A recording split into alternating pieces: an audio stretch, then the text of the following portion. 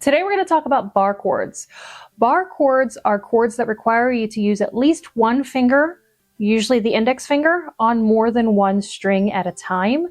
And so they're called a bar. It's like putting a bar on the string. We're going to talk about 5 particular chords simply because these come up pretty regularly if you're chord key transitioning or you just are seeing more than 5 chords in a song. So I figured we'd cover these ones first. These are a bit more of an intermediate level chord style. If you're really new and you're really scared right now, that's okay. You can still try this. We're going to go over a couple chords here that are super easy and kind of where I see them fit. I don't always have a song for each of the chords, but they are chords that I've had to learn kind of on the fly before. One of them is the G major 7. A lot of these are 7s, which means that they line up with a 7th jump in the chord itself. I'm not fully on music theory. I just understand that they all have a little bit of a brightness to them. So the G major 7, I like to use in the song La Vie en Rose, and that is a super easy using your index finger on the 2nd fret of the first 3 strings. This string here, the G string, remains an open string. Nothing is touching it. So if you're having trouble and you're getting like a sound like that, you can use your middle finger to push down the index finger. I tend to do that myself just because it gives more pressure. So let's go ahead and practice holding on to this G major 7. We're going to do simple down strums for just a few moments. 1, 2, 3, 4. 1, 2, hold. Hold for as long as you feel like you can. It helps when your thumb is on the back of the neck, not around the neck. You want to be able to pinch basically. 1, 2, 3, 4. One more set. 3, 4.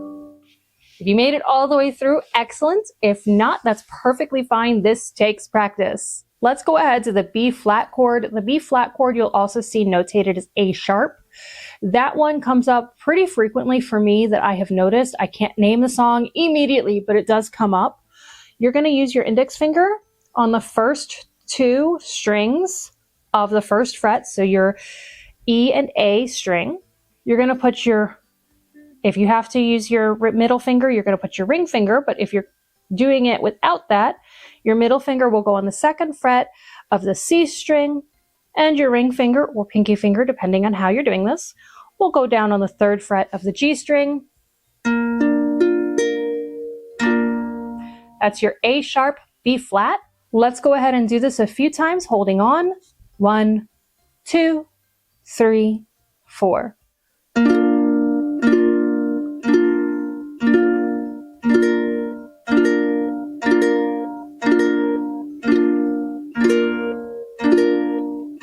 One more set. 2.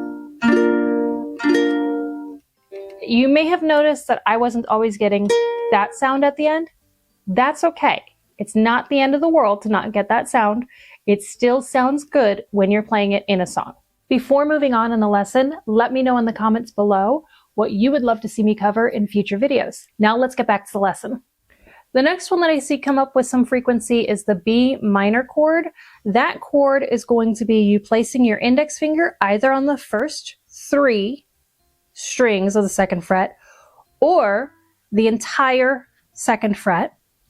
And you're going to probably find it easier to use your middle finger to push down on that index finger, and your ring finger will go on the 4th fret of the G string.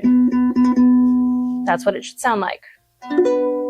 This is your B minor chord. Notice that I still had a little bit of a thunk. I had to just push a little harder with that middle finger. Let's go ahead and give this a try. We're going to strum holding on as tightly as we can. Give your finger a break if you need to. And 1, 2, 3, 4. 2, 2, 3, 4. 1, 2, 3, 4. It's a hard one. One more set. 1, 2, 4, and stop. You may want to learn some hand stretches in order to get your knuckles to not be as sore if you're not used to doing this. I haven't done a couple of these in a while, so my hand is not used to them, but they do start to get easier with more practice and hand stretches. The next one we're going to do is D7, and this one comes up fairly frequently. I happen to actually think this is a very pretty chord. We're going to go ahead and again, one finger, boom, on your 2nd fret. And this time is a little bit easier because you're going to put that ring finger or that middle finger on the 3rd fret, 1st string. Let's go ahead and hold this one for a few moments and strum on that down strum, trying for as long as we can. 1, 2, 3, 4. So I'm going to stop right there because I noticed I was not getting the full push down. I'm going to reposition slightly here. 1, 2, 3, 4.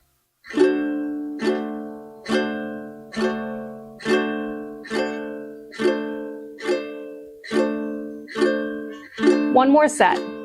1, 2, 3, 4. It takes practice. I've not done this many bar chords in one go in a long time, so my thumb is giving me a little trouble. I'm just going to kind of do a little wiggle. Let's give your fingers a break for just a minute from the fretboard. If you've enjoyed this video, go ahead and press that like button and hit that subscribe button. Make sure to check the description to see other ways that you can support the channel. All of these things help the channel grow. Now let's go ahead and get back to the lesson. Our last chord today is the D major 7. Very similar to the D7. We're going to place our index finger on the 2nd fret again, but instead of that 3rd fret for the last string, or the 1st string, the last finger, we're going to actually place it on the 4th fret. So instead of up here, it's down one more. 1, 2, 3, 4.